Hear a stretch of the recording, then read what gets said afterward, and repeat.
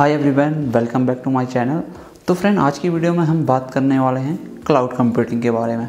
तो friend, cloud computing क्या होता है, क्लाउड कंप्यूटिंग कैसे वर्क करता है और ये आपको जॉब अपॉर्चुनिटी कैसे प्रोवाइड कर सकता है, इसके बारे में हम आज बात करने वाले हैं फ्रेंड। तो चलिए वीडियो शुरू करते हैं फ्रेंड। तो मेरा नाम है अजय बोरा फ्रेंड, और आप मेरे चैनल को टेक्निकल वीडियोस के लिए लाइक शेयर एंड सब्सक्राइब कर सकते हैं।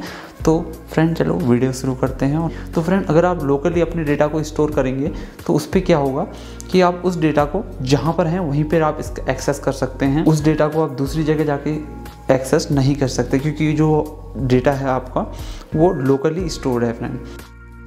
तो फ्रेंड, आज के टाइम पे क्या होता है कि इंटरनेट के होने के कारण हमारा जो डेटा है उसे हम सर्वर पे डाल देते हैं। सर्वर होता है फ्रेंड जहाँ पर हमारा जो डेटा स्टोर होता है, ठीक है कि नहीं।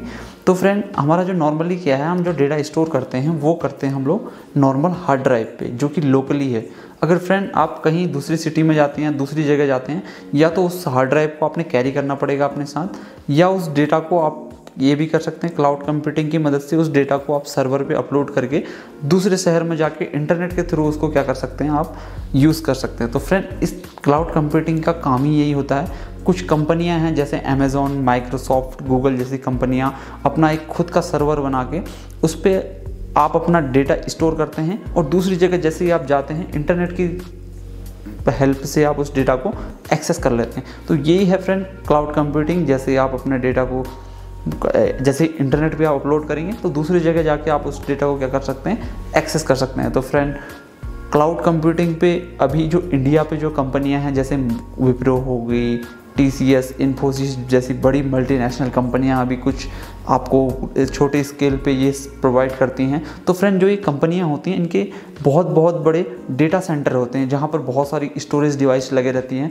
जहां पर ये आपको एक एप्लीकेशन के थ्रू क्या करते हैं, आपको डेटा स्टोर करने की फैसिलिटी प्रोवाइड कराते हैं, जो कि काफ़ी अच्छा है। और जैसे कोई कंपनी है और उस पर बहुत सारे एम्प्लॉय वर्क कर रहे हैं, और उन एम्प्लॉय का जो डेटा है उस कंपनी की जो डेटा है उसको वो क्या करते हैं, उन डेटा सेंटर को दे देते हैं, उन कंपनियों को दे देते हैं, जिससे कि वो जो डेटा है दूसरी कंट्री में जो उनके ही दूसरे जो ब्रांचेज हैं, उनकी जो एम्प्लॉय हैं वो यूज़ कर सके फ्रेंड। इससे क्या होगा, जैसे हम यहाँ वर्क कर रहे हैं जैसे इंडिया पे, और एक कंपनी उनकी जो ब्रांच है US में वर्क करती है। तो फ्रेंड, अगर आपको डेटा मूव करना है यहाँ से, या तो पर्टिकुलरली वो कंपनी एक अपना खुद का सर्वर बनाए जिसमें वो अपना डेटा स्टोर करे, और उस डेटा को दूसरा जो US में जो बैठी जो उनकी ब्रांच कंपनी है, जो पेरेंट कंपनी है, जो भी उनकी जो ब्रांचेज हैं वो यूज़ कर सकें। लेकिन कंपनी इतना ज़्यादा इन्वेस्टमेंट नहीं चाहती कि वो अपना खुद का डेटा सेंटर बनाए, उसकी खुद की सेफ्टी करे,